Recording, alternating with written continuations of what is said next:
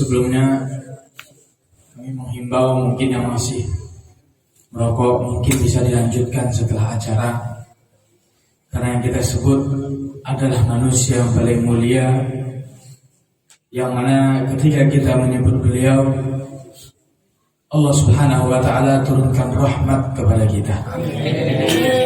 Namun takutnya dengan asap tersebut Allah Subhanahu wa ta'ala mencegah rahmatnya turun. Maka dari itu kalau bisa dilanjutkan setelah habisnya acara.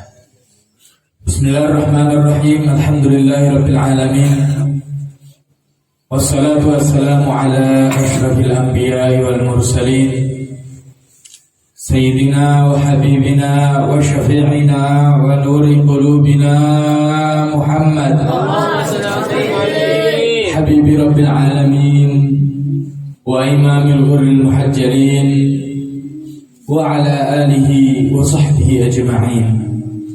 Subhanaka la ilma lana illa ma 'allamtana innaka antal alimul hakim. Rabbi shrah li sadri wa yassir li amri wahlul 'uqdatam min lisani yafqahu qawli, amma ba'du. Yang saya muliakan dan yang saya hormati Al-Habib Hasan bin Husain Al-Hamid, yang saya muliakan para alim ulama, para tuan guru, para sesepuh, dan juga para hadirin wal hadirat rahimakumullah. Pada malam hari ini kita diberikan nikmat oleh Allah Subhanahu wa ta'ala. Nikmat menyebut, mengimani daripada ayatnya Allah Subhanahu wa ta'ala yang berbunyi, qul in kuntum tuhibbunallaha fattabi'uni yuhibbukumullah. Allah Subhanahu wa ta'ala berfirman, qul, katakan wahai Muhammad, in kuntum tuhibbunallaha, kalau kalian itu mencintai Allah Subhanahu wa ta'ala, fattabi'uni, ikutilah aku, yuhibbukumullah, maka Allah Subhanahu wa ta'ala akan mencintai kalian. Nabi Muhammad SAW diperintahkan oleh Allah Subhanahu wa ta'ala untuk mengatakan kepada umatnya, wahai umatku, ikutilah aku. Nabi Muhammad memberikan isyarat, Nabi Muhammad memberikan jalan, Nabi Muhammad memberikan cara supaya kita dicintai oleh Allah Subhanahu wa ta'ala, yaitu adalah dengan cinta mengikuti Nabi Muhammad. Dan termasuk daripada perintahnya Nabi Muhammad SAW, beliau bersabda dalam hadisnya, lam yazal lisanuka ratban min dzikrillah. Senantiasa lisanmu semakin basah, tetap basah ketika engkau menyebut Allah. Senantiasa lisanmu basah, selalu menyebut Allah Subhanahu wa ta'ala. Itu adalah perintah daripada Allah Subhanahu wa ta'ala. Pada malam hari ini kita bersalawat kepada Nabi Muhammad. Kita menyerukan Nabi Muhammad beristighfar, meminta ampun kepada Allah, bermunajat kepada Allah. Alangkah beruntungnya kita diberikan oleh Allah Subhanahu wa ta'ala kemuliaan menyebut nama Nabi Muhammad. Karena perintah salawat bukanlah perintah daripada manusia. Perintah salawat bukanlah perintah daripada Nabi Muhammad sendiri, bukan. Namun perintah salawat adalah perintah daripada Allah Subhanahu wa ta'ala, dan sesuai dengan firman Allah yang berbunyi di dalam Al-Quran, innallaha wa malaikatahu yusalluna 'alan nabi ya ayyuhalladzina amanu sallu 'alaihi wa sallimu taslima. Sesungguhnya Allah Subhanahu wa ta'ala beserta seluruh para malaikat yang ada di muka bumi, yusalluna 'alan nabi, mereka semua bersalawat kepada Nabi Muhammad. Wahai kalian orang-orang beriman, bersalawatlah dan sertakan salam kepada Nabi Muhammad SAW. Yang menandakan ini adalah perintah daripada Allah Subhanahu wa ta'ala. Allah yang menciptakan Nabi Muhammad, Allah yang menciptakan Nabi Muhammad sebagai hamba-Nya, namun Allah Subhanahu wa taala saja sebagai Tuhannya, sebagai Rabbnya Nabi Muhammad masih menyebut nama Nabi Muhammad. Mengapa kita tidak mau menyebut nama Nabi Muhammad? Apalagi yang seharusnya kita lakukan ketika kita bersalawat kepada Nabi Muhammad adalah sesuai yang dikatakan oleh Al-Habib Ali bin Muhammad Al-Habsyi yang berbunyi di dalam salah satu fasal, salatan yattasilu biha ruhul musalli alaihi. Bagaimana seharusnya kita bersalawat kepada Nabi Muhammad? Ketika kita bersalawat kepada Nabi Muhammad, kita hadirkan Nabi Muhammad, sehingga ketika itu hati kita bersambung kepada Nabi Muhammad, dan Nabi Muhammad mau menjawab daripada salawat kita. Dan ini adalah satu amal yang dahsyat. Ini adalah satu amal yang luar biasa yang diberikan oleh Allah Subhanahu wa taala kepada kita. Karena disebutkan di dalam suatu ayat yang berbunyi adimus salat ala Nabi Muhammad faqabuluha hatmun bighairi taraddudi. A'maluna bainal qabuli wa raddiha illa salat ala Nabi Muhammad. Dawamkanlah senantiasa bersalawat kepada Nabi Muhammad. Selalulah menyebut nama Nabi Muhammad.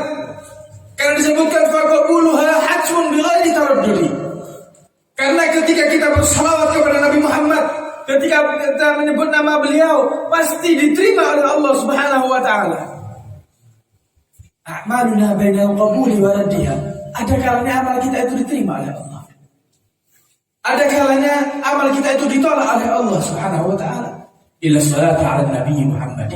Kecuali ketika kita bersalawat kepada Nabi Muhammad, pasti diterima oleh Allah Subhanahu wa taala. Shallu ala Nabi. Allahumma shalli alaihi.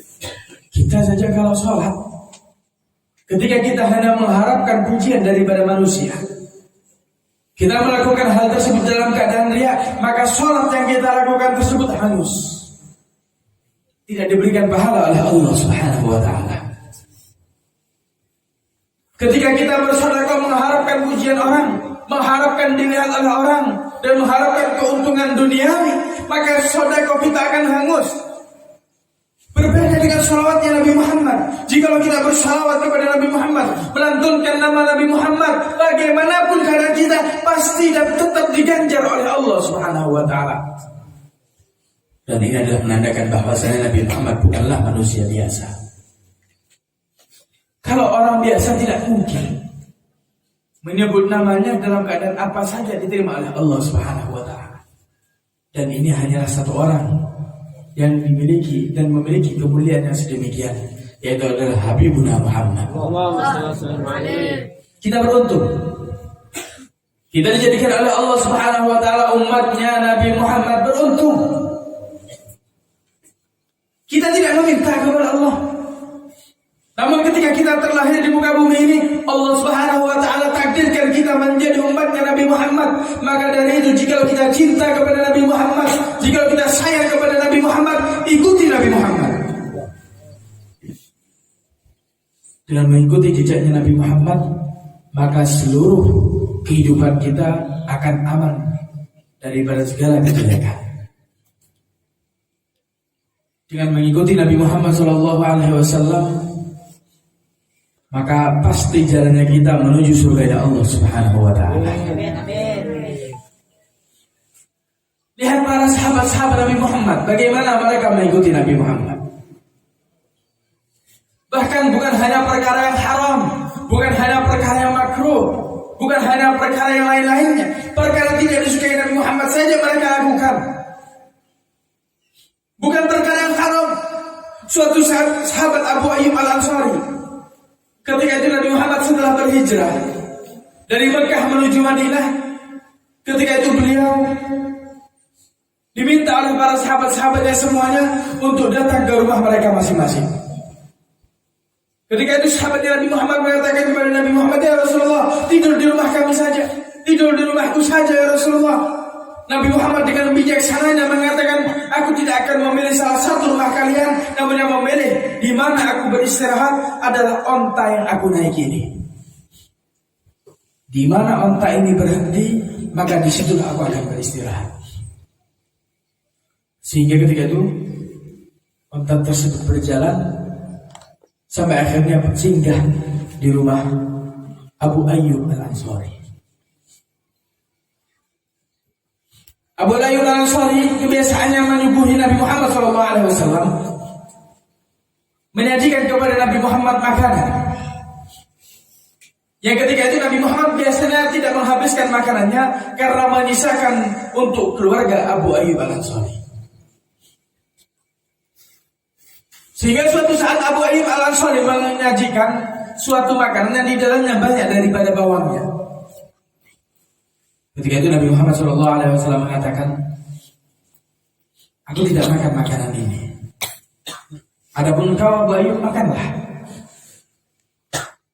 Diperintahkan oleh Nabi Muhammad SAW untuk memakan makanan tersebut. Namun ketahuilah, itu adalah makanan yang terakhir yang berisikan bawang yang terakhir dimakan oleh Abu Ayyub Al-Ansari. Karena beliau mengetahui Nabi Muhammad tidak suka itu, sehingga beliau pun mengikuti Nabi Muhammad SAW untuk tidak memakan daripada makanan tersebut. Inilah keadaan orang-orang yang pecinta. Kalau orang sudah mencintai seseorang, kalau orang sudah rindu kepada seseorang, kalau orang sudah jatuh hati kepada seseorang, apapun yang dia lakukan pasti akan diikuti. Sesuai dengan perkataan, in kunta tuhibbuhu fa anta tuti'u. Innal muhibba liman yuhibbu muti'u. Kalau kau itu cinta kepada seseorang, pasti kau itu pasti mengikutinya. Karena orang yang mencintai terhadap orang yang dicintai pasti mengikuti. Tidak mungkin kita cinta kepada seseorang sedangkan amal perilaku kita berbeda dengannya. Itu namanya cinta bohong. Tapi kalau kita sudah mencintai seseorang dengan hati kita, dengan ikhlas dan tulus mencintai dia, apalagi mencintai Nabi Muhammad, maka pasti kita akan mengikuti daripada jejaknya Nabi Muhammad Sallallahu Alaihi Wasallam. Bagaimana Nabi Muhammad? Siapa Nabi Muhammad? Apa kebiasaannya Nabi Muhammad? Nabi Muhammad adalah seseorang yang selalu perilakunya menyenangkan hati muslim, menyenangkan hati sahabatnya. Bahkan bukan hanya seorang muslim, orang kafir pun tetap dihargai oleh Nabi Muhammad. Ada salah satu sahabat yang kebiasaannya memberikan Nabi Muhammad hadiah, yang bernama Zahir bin Haram. Zahir bin Haram ini kebiasaannya memberikan kepada Nabi Muhammad suatu hadiah. Dan ketika Zahir bin Haram memberikan hadiah, Nabi Muhammad membalas kepadanya suatu hadiah yang lebih besar daripada itu. Sehingga suatu saat Zahir bin Haram mendatangi ke rumah Nabi Muhammad SAW. Dan ketika itu Nabi Muhammad tidak berada di rumahnya dan dikatakan Nabi Muhammad sedang keluar. Sehingga sekembalinya Nabi Muhammad SAW ke rumahnya, dikatakan oleh orang rumahnya, ya Rasulullah, tadi ada Zahir bin Haram datang ke sini. Apakah responnya Nabi Muhammad mengatakan, oh biarkan saja, nanti kalau dia perlu pasti datang kembali? Bukan. Yang dijawab oleh Nabi Muhammad, Zahir bin Haram mencari aku. Hajat apa yang dia inginkan dari aku?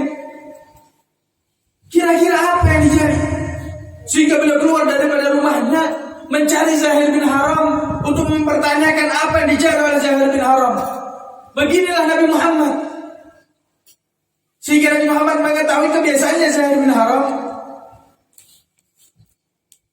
mencari Nabi Muhammad SAW. Ketika itu Zahir bin Haram juga mengetahui kebiasaannya Nabi Muhammad kalau dari sini di sana. Sehingga diikuti oleh Nabi Muhammad SAW dan ditemukan. Ketika itu Nabi Muhammad bercanda dengan Zahir bin Haram, bergurau dengan Zahir bin Haram. Tiba-tiba dari belakang Nabi Muhammad memeluk daripada Zahir bin Haram dan beliau mengatakan, siapa yang ingin membeli budakku ini? Siapa yang ingin membeli budak ini? Zahir bin Haram mengatakan, siapa orang yang berani menjual aku? Namun ketika melihat kehadapannya, banyak sahabat-sahabat yang tertawa.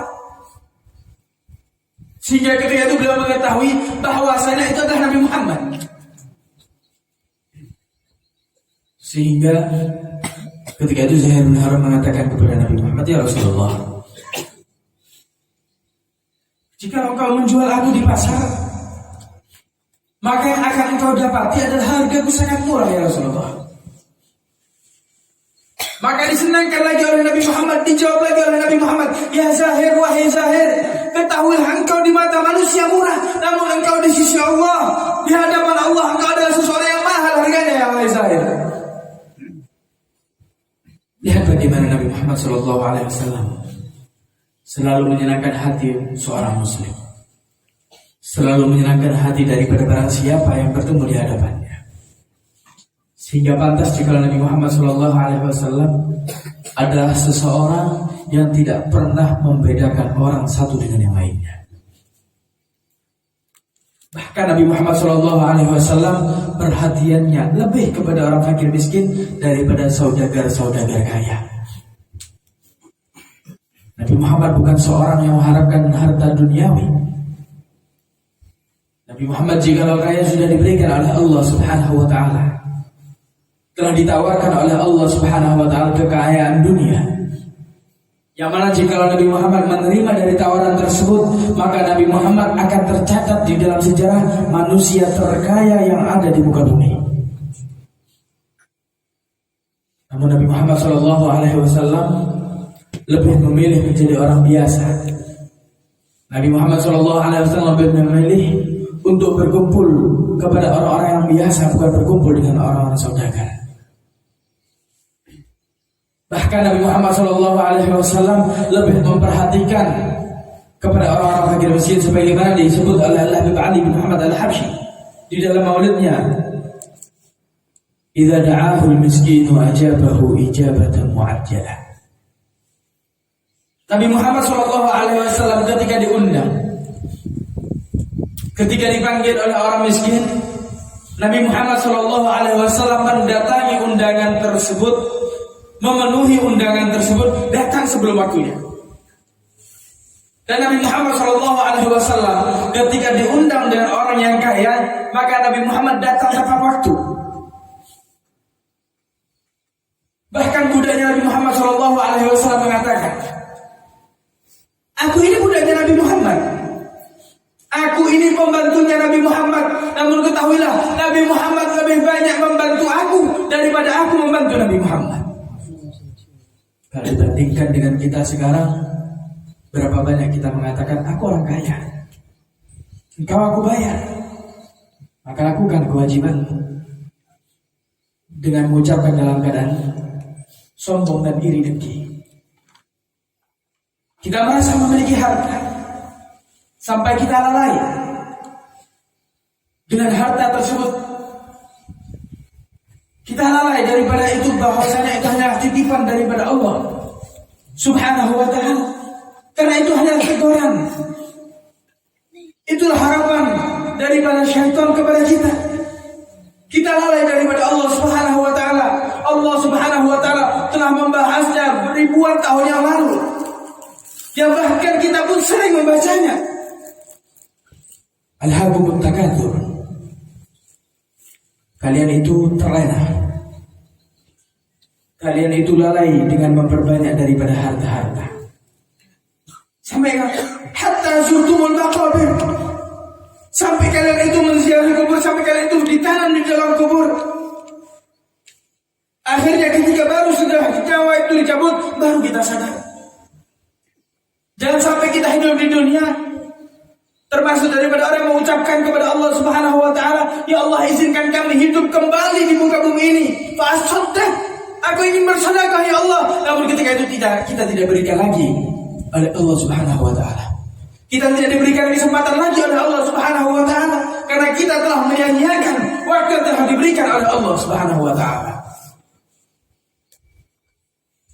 Allah Subhanahu wa Ta'ala telah memperingatkan jauh-jauh hari, bahkan ribuan tahun lamanya. Allah mengetahui keadaan hambanya, bahwasanya kita akan terlena dengan dunia. Dan dikatakan oleh para ulama bahwasanya hubbud dunia ra'su kulli khati'ah. Bahwasanya cinta kepada dunia adalah pangkalnya segala kesalahan. Berapa banyak di zaman sekarang karena cinta kepada dunia, karena mengharapkan sesuatu yang bersifat dunia, karena mengharapkan uang, akhirnya terjadi pertumpahan darah. Berapa banyak yang berilmu dicoba dengan dunia, sehingga dengan dunia mereka bisa mengharamkan yang haram, mengharamkan yang halal, dan menghalalkan yang haram. Ini semua adalah ujian dan cobaan. Di dunia ini adalah hari kita untuk dicoba oleh Allah Subhanahu wa ta'ala.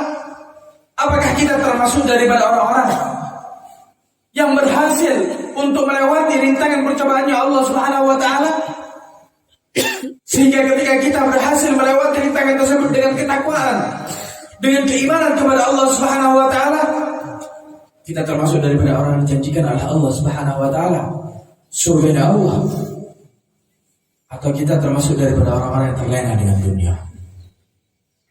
Jangan jadikan dunia berada di hati kita. Jadikan dunia hanya di tangan kita. Jadikan dunia hanya adalah sebagai sarana untuk kita mendapatkan ridhonya Allah Subhanahu wa ta'ala. Di daerah kita mungkin banyak diberikan sarana oleh Allah Subhanahu wa ta'ala untuk mendapatkan banyak rezeki. Tapi apakah kita termasuk daripada orang-orang yang bakhil? Apakah kita termasuk daripada orang-orang yang kikir untuk memberikan harta yang telah Allah berikan kepada kita? Sedangkan kita tahu itu hanya titipan daripada Allah. Harta yang kita dapatkan adalah harta yang kita dapatkan dengan susah payah.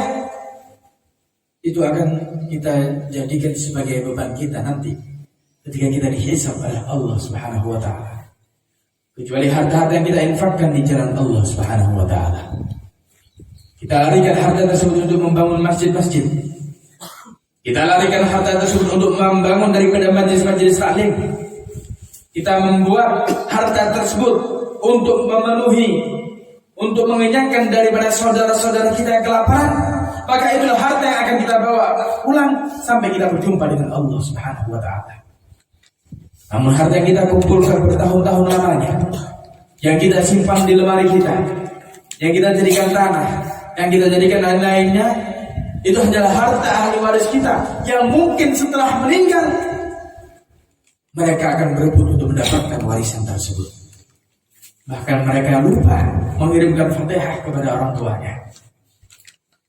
Berapa banyak sekarang orang tua yang hanya memikirkan urusan duniawi terhadap anaknya. Berapa banyak orang tua sekarang bahkan untuk anaknya mengaji saja mereka enggan untuk mengajarkannya.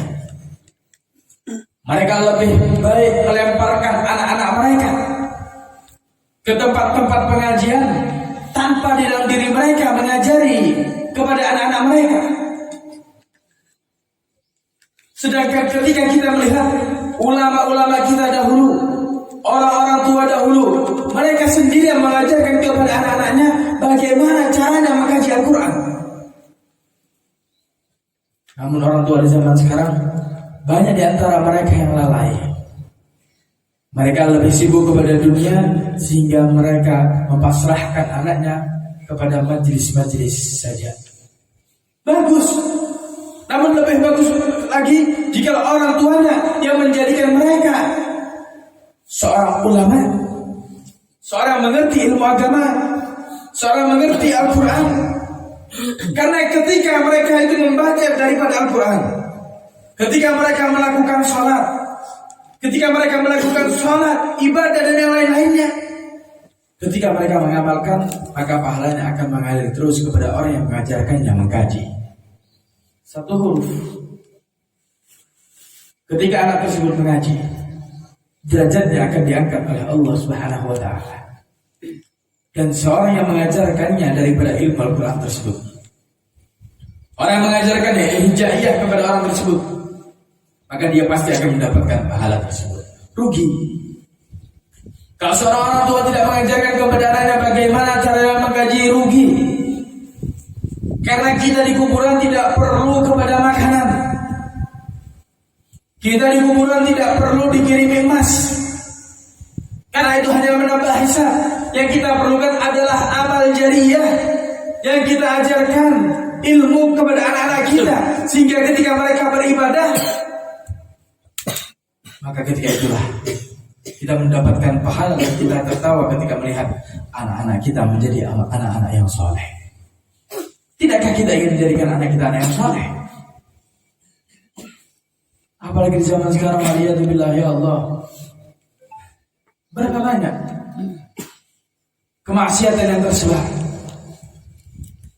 banyaknya perzinahan, banyaknya orang-orang yang mabuk, banyaknya pencurian, karena mereka semua kosong daripada ilmunya Nabi Muhammad. Mereka semua jauh daripada Nabi Muhammad. Bahkan mungkin di antara mereka ketika ditanya siapa Nabi Muhammad, mereka tidak kenal. Siapa ulama-ulama kita, mereka tidak tahu. Bahkan mereka tidak pernah sholat, waliyadzubillah min dzalik. Yang mereka tunjukkan bagaimana caranya anaknya senang tapi hanya bersifat duniawi. Ketahuilah, di dunia ini kita hanya berjalan 60 tahun, 70 tahun, namun berapa beda juga. Anak bayi meninggal, yang muda meninggal, yang tua pun meninggal. Dan kehidupan yang setelah itu, ketika kita dibangkitkan oleh Allah Subhanahu wa taala, kehidupan yang akan kita alami setelahnya jauh lebih panjang daripada yang sekarang kita alami. Dan itu semua ditentukan dari sekarang. Jikalau kita melakukan amal-amal yang saleh, jikalau kita melakukan amal-amal baik, jikalau kita melakukan amal-amal kebaktian kepada Allah dan Rasulnya, maka kita pasti mendapatkan nikmat daripada Allah Subhanahu wa taala ketika kita memasuki surga Allah. Namun jikalau kita melakukan amal-amal yang jelek ketika di dunia, ketika kita melakukan daripada amal-amal yang buruk di dunia, wal'iyadzubillahi min dzalik, orang-orang yang melakukan hal sedemikian tidak mendapatkan, orang yang tersebut mendapatkan daripada siksanya Allah Subhanahu wa taala, wal'iyadzubillah min dzalik. Kita minta pertolongan daripada Allah daripada itu semua. Kalau kita belum mengetahui siapa Nabi Muhammad SAW, maka pelajari siapa manusia dimuliakan dan mulia yang ada di muka bumi ini, yang Allah ciptakan hanya satu daripada makhluk yang paling sempurna, yaitu adalah Habibuna Muhammad. Sehingga Nabi Muhammad SAW bukan hanya sempurna badannya, Nabi Muhammad SAW bukan hanya sempurna rupanya. Yang dikatakan Nabi Muhammad adalah ketampanannya melebihi daripada ketampanan Nabi Allah Yusuf. Tubuhnya Nabi Muhammad SAW adalah tubuh yang paling sempurna. Haibahnya Nabi Muhammad sampai dikatakan oleh Al-Habib Ali bin Muhammad Al-Habsyi, Nabi Muhammad itu adalah seseorang yang sangat-sangat berwibawa. Nabi Muhammad jalan sendiri saja, tidak ada orang yang berani memandang wajah Nabi Muhammad, karena kehaibahan, karena kewibawaan yang dimiliki oleh Nabi Muhammad. Sampai dikatakan oleh Syahibul Burdah, Nabi Muhammad ini ketika berjalan seorang diri, namun seakan-akan beliau itu membawa pasukan yang sangat besar. Sebagaimana selain orang yang melihat orang membawa pasukannya, mereka semua pasti akan takut. Itulah kewibawaannya Nabi Muhammad, kehaibahannya Nabi Muhammad. Beliau adalah manusia yang haibah. Bahkan Nabi Muhammad SAW ketika memasuki rumah saja, di situ ada kebiasaan binatang yang keluar masuk, berjalan-jalan di rumah tersebut. Namun ketika Nabi Muhammad memasuki rumah itu, hewan yang biasa jalan-jalan tersebut hanya bisa terdiam, di ujung daripada rumahnya karena menghormati daripada Nabi Muhammad. Itu baru zahirnya. Tapi mengapa jarang, tidak sebanyak akhlaknya Nabi Muhammad SAW yang kita dengarkan? Karena yang dimiliki oleh Nabi Muhammad adalah akhlak yang sangat-sangat hebat dan luas. Nabi Muhammad SAW bersabda dalam hadisnya, "Innama bu'ithu liutammima makarimal akhlak." Sesungguhnya aku diutus oleh Allah Subhanahu wa taala untuk menyempurnakan daripada akhlak-akhlak yang baik, kata Nabi Muhammad. Sehingga ketika kita ingin menjadi perangai yang baik, ketika kita ingin menjadi orang dihormati oleh orang lain, maka ikuti Nabi Muhammad SAW. Bagaimana beliau ketika bertemu dengan orang tua, bagaimana beliau ketika bertemu dengan anak muda. Bahkan Nabi Muhammad SAW bersabda di dalam hadisnya, "Laisa minna man la yarham shaghirana." Bukan dari kami orang yang tidak menyayangi anak-anak yang kecil di antara kami, dan juga bukan di antara kami, bukan dari golongan kami orang-orang yang tidak menghormati orang tua di antara kami. Namun sekarang banyak fitnah, banyak ujian dan cobaan. Berapa banyak sekarang anak-anak kecil, anak-anak bahkan yang dewasa pun, yang mereka itu sudah berakal, digila-gila dengan handphone yang ada di zaman sekarang. Mereka lebih mementingkan permainan-permainan game-game. Bahkan ketika mereka dipanggil oleh orang tua mereka, mereka berani mengangkat suara mereka. Sedangkan Allah Subhanahu wa taala mengatakan, berfirman di dalam ayatnya, "Wala taqul lahuma uffin wala tanharhuma."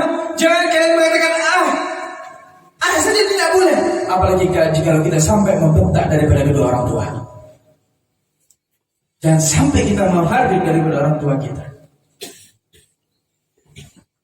Dan ini adalah orang-orang barat yang telah berhasil menghilangkan daripada akhlak-akhlak Islami, sehingga mereka tidak memiliki akhlak yang diajarkan oleh Nabi Muhammad SAW. Mereka tidak memiliki akhlak sesuai akhlak Nabi Muhammad. Bahkan kehidupan mereka mengikuti daripada kehidupan orang-orang barat. Berapa banyak sekarang manusia sekarang yang berani mengumbar aurat mereka, yang laki, yang perempuan khususnya. Berapa banyak mereka mengumbar aurat mereka. Nabi Muhammad SAW bersabda dalam hadisnya, "Sayati zamanun nisa'ul kasiyal 'ariyat." Akan datang suatu zaman perempuan itu berpakaian, namun hakikatnya mereka tidak berpakaian karena ketatnya pakaian yang mereka pakai. Mereka berpakaian, namun lekuk tubuh mereka tampak di hadapan orang laki yang bukan mahramnya, sehingga dengan pakaian tersebut mengundang daripada syahwat mereka, mengundang nafsu daripada para lelaki, sehingga ketahuilah yang sedemikian bisa mengundang murkanya Allah Subhanahu wa taala. Bahkan sekarang lebih keren lagi, mereka membiarkan foto-foto mereka ditampilkan di media-media sosial, ditampilkan kepada seluruh lelaki. Ketahuilah ini adalah dosa jariah.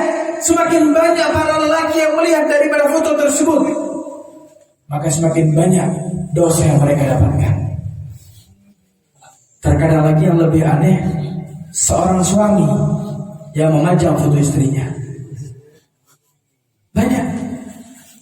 Mereka mengatakan kasihan, kalau tidak dipajang, kalau tidak ditaruh di media sosial, nanti sakit hatinya. Karena kebiasaan kalian yang menjadikan mereka mengharapkan foto kalian diposting di HP-HP kalian. Jika kalian mengajarkan kepada mereka bagaimana Sayyidatuna Fatimah, bagaimana Sayyidatuna Khadijah, bahkan Sayyidatuna Fatimah pernah ditanya oleh Nabi Muhammad, "Wahai Fatimah, siapa sebaik-baiknya wanita?" Sayyidatuna Fatimah menjawab, "Sebaik-baiknya wanita adalah yang tidak pernah melihat orang laki dan tidak pernah dilihat oleh orang lagi. Namun berhubung mereka tidak mengenalkan siapa Sayyidatuna Fatimah, mereka tidak pernah mengenalkan siapa Sayyidatuna Khadijah, mereka membiarkan kehidupan kegayaan orang barat. Mereka menjadikan gaya hidup mereka adalah gaya hidup daripada orang-orang yang mereka lihat daripada sinetron-sinetron. Mereka mengikuti apa yang mereka lihat di film-film. Kita tidak merasa bahwasanya itu semua bala daripada Allah. Itu semua bala daripada Allah, ujian daripada Allah. Sampai kita membiarkan keluarga kita melakukan yang haram, wal-iyadu billahi min dzalik. Bahkan terkadang sekarang melakukan akad pernikahan yang dihadirkan adalah kemaksiatan. Mengadakan acara pernikahan yang dihadirkan adalah wanita-wanita yang berjoget-joget. Pernikahan ini adalah perkara yang sangat penting, yang mana dalam pernikahan tersebut kita mengharapkan barokah daripada Nabi Muhammad, barokahnya Allah Subhanahu wa taala. Namun mengapa kita campur dengan kemaksiatan di dalam acara tersebut sehingga mengundang daripada murkanya Allah Subhanahu wa taala, wal-iyadu billahi min dzalik. Maka dari itu tiru. Qudwah kita adalah Nabi Muhammad. Panutan kita Nabi Muhammad. Manusia yang paling pantas kita ikuti adalah Nabi Muhammad. Jangan ikuti orang lainnya. Ikuti siapa yang berjalan di jalannya Nabi Muhammad. Maka selain itu tinggalkan mereka. Yang namanya adat tidak boleh mengalahkan syariat. Yang namanya syariat harus di atas adat, apalagi adat-adat yang baru. Adat-adat yang lama saja tidak boleh mengalahkan syariat. Tidak boleh kita duakan Allah. Allah adalah nomor pertama yang wajib kita ikuti, yang wajib kita amalkan dalam kehidupan kita. Syariatnya Allah adalah syariat yang wajib kita taati, bukan syariatnya sebuah kebiasaan. Maka dari itu mulai saat ini berubah. Mari kita rubah kebiasaan yang dahulunya sempat menyeleweng atau tidak mengikuti daripada syariatnya Allah Subhanahu wa taala, kita rubah menjadikan sebuah adat yang menggapai ridhonya Allah Subhanahu wa taala. Maka dari itu kita berkumpul di majelis ini. Ini adalah sebuah keberuntungan. Adat kita ketika datang bulan Ramadan, ketika datang bulan Rajab, kita mengadakan acara Isra wal Mi'raj Nabi Muhammad SAW. Ini adalah adat yang baik. Pertahankan acara-acara sedemikian, pertahankan. Karena ini adalah adat yang mendatangkan ridhonya Allah, mendatangkan ridhonya Rasulullah. Untuk siapa keuntungan yang kita dapatkan? Untuk kita sendiri. Nabi Muhammad sudah mulia. Misalkan ada orang tidak beriman kepada Nabi Muhammad pun, Nabi Muhammad tetap mulia. Nabi Muhammad tetap manusia yang nomor satu di muka bumi ini. Namun ketika kita menghadiri majelis yang semacam ini, keuntungan bagi kita. Sehingga dengan menghadiri majelis semacam ini, timbul rasa cinta dalam hati kita, timbul rasa rindu dalam hati kita kepada Nabi Muhammad SAW, dan kita termasuk daripada orang-orang yang mendapatkan sebagaimana suatu saat Nabi Muhammad SAW sedang berkhutbah. Di tengah-tengah khutbah, tiba-tiba ada seseorang mengatakan, "Ya Rasulullah, mata sa'ah, kapan kiamat itu akan terjadi ya Rasulullah?" Ini pertanyaan yang luar biasa. Ini pertanyaan bukan pertanyaan biasa. Maka ditanya oleh Nabi Muhammad, "Fama adalah apa yang telah engkau persiapkan? Engkau bertanya kiamat, apa yang telah engkau persiapkan untuk hal itu?" Maka dijawab oleh Nabi Muhammad, maka dijawab oleh orang tersebut, "Ya Rasulullah, memang amalku tidak banyak, ibadahku tidak banyak. Namun ketahuilah ya Rasulullah, di hatiku ada rasa cinta kepada Nabi Muhammad. Di hatiku ada rasa cinta kepada Allah, dan ada rasa cinta kepada engkau ya Rasulullah. Maka dijawab oleh Nabi Muhammad SAW dengan jawaban yang menggembirakan seluruh sahabatnya Nabi Muhammad SAW, sehingga Sayyidina Anas bin Malik pun mengucapkan, "Ma fari'na ba'da al-Islam illa bihadzal hadits." Tidak ada sesuatu yang lebih kami banggakan kecuali setelah kami mendengarkan daripada hadis ini. Apa jawaban Nabi Muhammad? Al-mar'u ma'a man ahab. Seseorang itu akan dikumpulkan bersama dengan orang yang dicintai. Kalau kita cinta kepada Nabi Muhammad di dunia, kalau kita cinta kepada Nabi Muhammad ketika kita masih hidup, ketika nyawa kita dibangkitkan oleh Allah Subhanahu wa taala, kita akan dikumpulkan bersama dengan Nabi Muhammad. Jangan hanya minta di dunia. Rugi kalau kita hanya berkumpul dengan Nabi Muhammad di dunia. Jadikan cinta kita kepada Nabi Muhammad sampai kita nanti berjumpa di surga Allah Subhanahu wa taala bersama dengan Nabi Muhammad. Tidak usah susah-susah. Untuk mengenal Nabi Muhammad cukup kita lihat betapa cintanya beliau kepada kita umatnya. Berapa rindunya beliau kepada kita.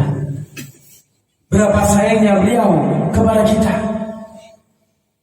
Bahkan nanti di hari yang difirmankan oleh Allah Subhanahu wa taala, "Yauma yafirrul mar'u min akhihi wa ummihi wa abihi wa sahibatihi wa banihi likulli imrin minhum yawma idzin sya'nun yughnihi." Ketika hari di saat orang itu lari daripada saudara-saudaranya, lari daripada anaknya, lari daripada ibunya. Mereka semua takut bertemu dengan mereka, takut dituntut, takut jika ada salah. Ketemu temannya lari, ketemu bahkan anaknya pun sendiri lari. Mereka semua mengatakan, "Diriku, diriku." Siapa ketika itu yang kita harapkan syafaatnya? Siapa yang di situ kita bisa cari dia? Kita cari beliau untuk memberikan pertolongan kepada kita. Yang mana diriwayatkan hari itu adalah hari yang sangat dahsyat, hari yang sangat menakutkan. Tergantung daripada amal-amal kita. Yang mencari kita dan yang memperhatikan kita adalah Nabi Muhammad. Bahkan beliau ketika di mizan mencari daripada umatnya. Ketika amal ibadah kita diberikan oleh Allah, dan ataukah kita menerima dengan tangan kanan atau dengan tangan kiri, Nabi Muhammad menemani kita, memberikan syafaat kepada kita. Ketika kita melewati Shiratal Mustaqim, Nabi Muhammad mengharapkan supaya kita semua daripada umatnya Nabi Muhammad selamat ketika melewati Shiratal Mustaqim. Itulah Nabi Muhammad SAW. Cintanya luar biasa. Cintanya melebihi daripada cinta daripada orang tua kepada anaknya. Mungkin yang sudah punya anak tahu bagaimana rasa cinta mereka kepada anaknya. Pasti sangat sayang. Yang punya anak pasti tahu bagaimana cintanya mereka sampai mengorbankan daripada apa yang mereka miliki. Dan kita sebagai anak yang mungkin belum pernah menjadi orang tua, jika kita pikir berapa banyak pengorbanan orang tua kita kepada kita. Bahkan mungkin kita pernah mendapati, kita pernah menginginkan sesuatu, orang tua kita lebih memilih memberikan kepada kita, padahal mereka sendiri lebih menginginkan itu. Luar biasa. Cintanya orang tua ini luar biasa kepada anaknya. Namun ketahuilah, cintanya Nabi Muhammad kepada umatnya melebihi daripada cinta orang tua kita kepada kita. Cintanya Nabi Muhammad melebihi daripada segalanya. Bahkan Nabi Muhammad SAW bersabda di dalam hadisnya, "Wallahi la yushaku ahadukum bi syaukatin fi rijlihi la ajidu ala ma fi qalbi." Demi Allah, jika ada salah satu di antara kalian yang kakinya tertusuk duri, demi Allah aku merasakan sakitnya di dalam hatiku. Orang tua kita tidak bisa merasakannya, namun Nabi Muhammad mendapatkan rasa tersebut karena perhatiannya kepada Nabi Muhammad.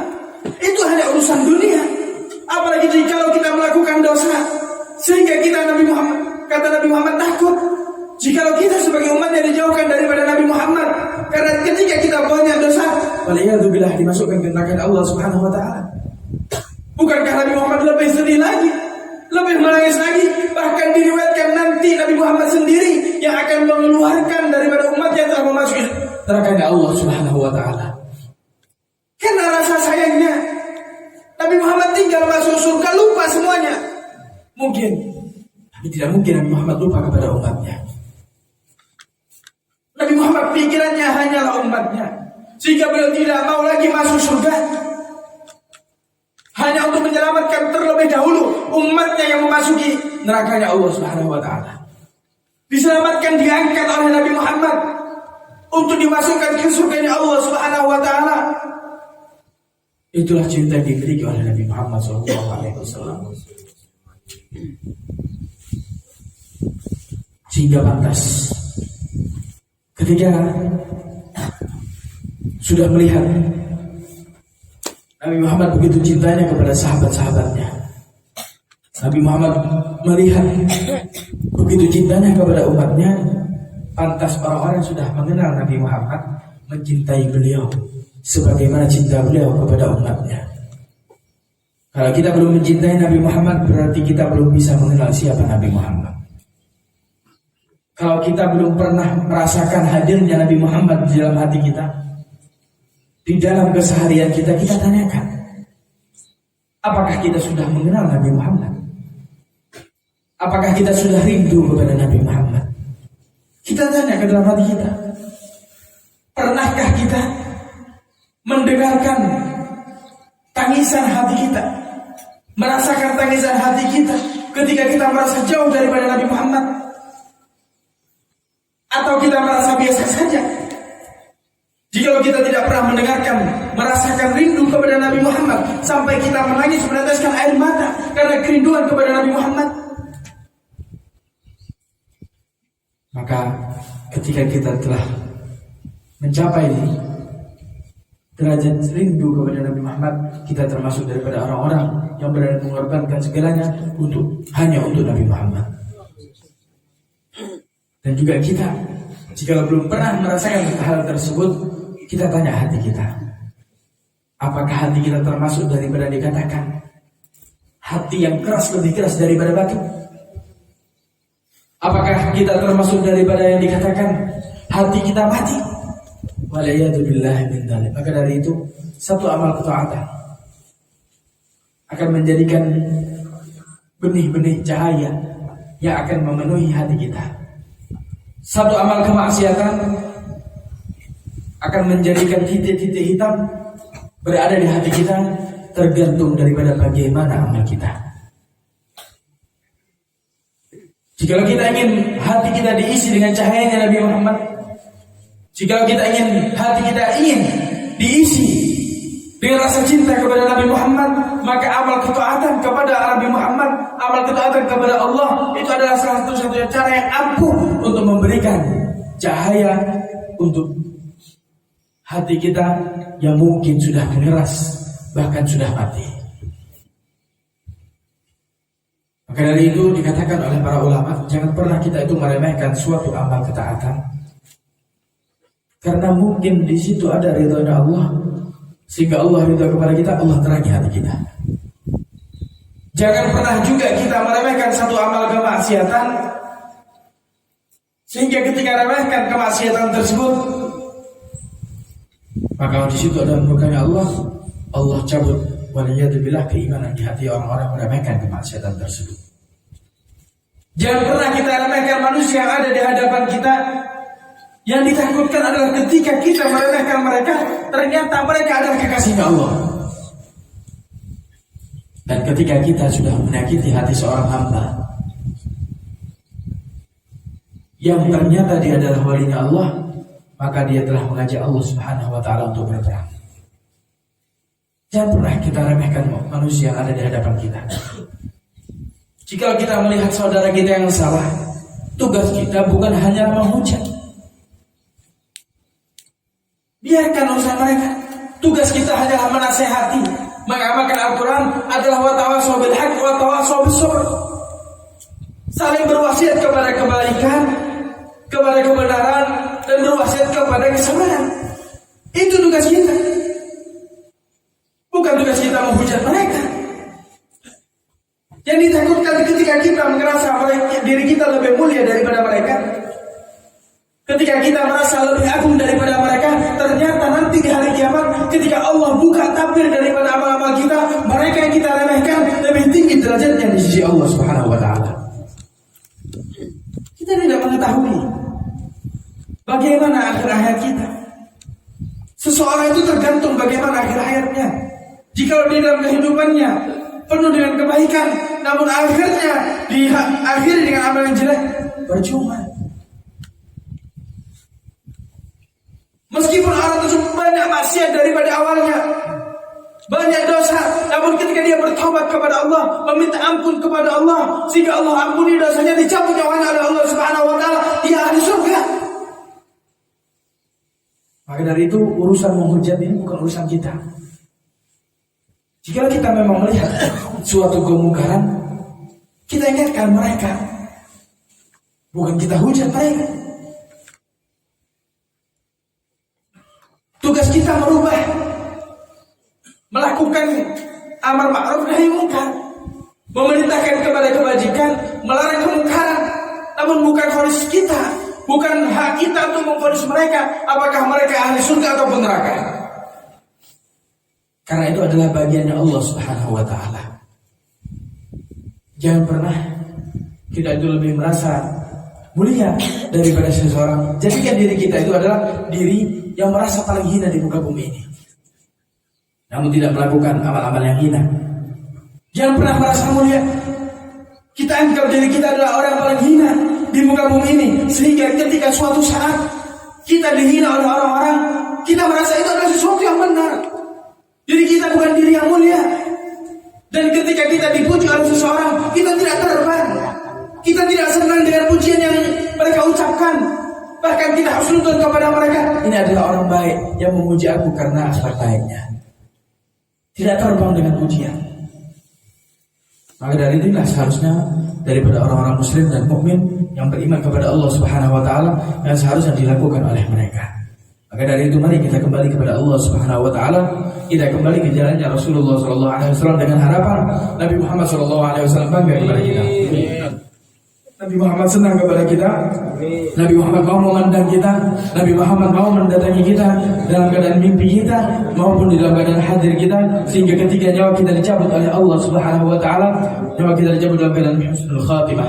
Ya Allah, cabutlah nyawa kami dalam keadaan husnul khatimah ya Allah. Cabutlah nyawa kami dalam keadaan husnul khatimah ya Allah. Ya Allah biha ya Allah biha ya Allah bi husnul khatimah. Ya Allah biha ya Allah biha ya Allah bi husnul khatimah. Ya Allah biha ya Allah biha ya Allah bi husnul khatimah. Nabi fa'fa'na bi barakatihim. أهدنا الحسن بحرمتهم وأمتنا في طريقتهم وما عفت من الفتن هكذا من وبركاته والهداية ورد العنية. والسلام عليكم ورحمة الله تعالى وبركاته. وعليكم السلام ورحمة الله وبركاته. Kami ucapkan terima kasih kepada Bapak Habib yang telah menyampaikan tausiah atau ceramah.